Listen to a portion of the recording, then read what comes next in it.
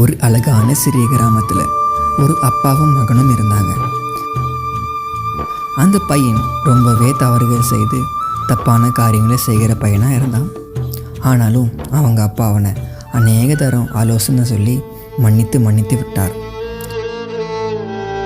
ஆனாலும் அவன் திருந்துற மாதிரி இல்லை.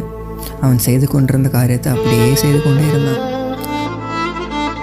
அப்படியே ஒரு நாள் அவன் செய்த காரியம் வெளியடையாகி பொதுவாக எல்லாருக்கும் தெரிய ஆரம்பிச்சுது. அப்படியே அவனை கோர்ட்டுக்கு அழைத்து வந்தாங்க. அவன் அதிர்ச்சியோடு பார்க்குறான். அந்த நீதிமன்றத்தில் மேலே உட்கார்ந்துருந்தது அவங்க அப்பா. நீதிபதியா? அதை பார்த்து உடனே, ஏய், இது எங்கள் அப்பா தான், அதனால் இங்கேயும் என்ன மன்னிச்சிட்டு வாங்கன்னு சொன்னான் அந்த பையன். ஆனால் இப்போது அவங்க அப்பா அன்புள்ள அப்பா இல்லை, மன்னிக்கிற அப்பாவும் இல்லை. அவர் நீதி உள்ள நியாயாதிபதி. இப்போது அவரோட கையில் இருக்கிற அந்த அதிகாரத்தை வைத்து அவர் நீதியாக நியாயம் தீர்க்கணும். இப்போது அவரால் மன்னிக்கலாம் முடியாது.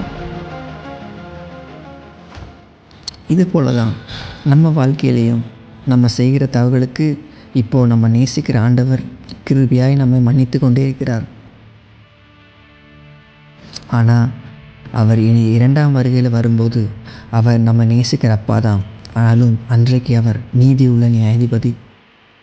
அதனால் இன்றைக்கே ரட்சிப்பினால் நீங்கள் பண்ணுற தப்புதங்கள் எல்லாவற்றையும் விட்டுவிட்டு உங்களை நேசிக்கிற அப்பா அவர் உங்களை மன்னிக்க ஆயத்தமாக இருக்கிறார். அதனால் இன்றைய ஓடி பாருங்கள். இயேசு உங்களை நேசிக்கிறார். இன்றைய ரட்சணினார். God bless.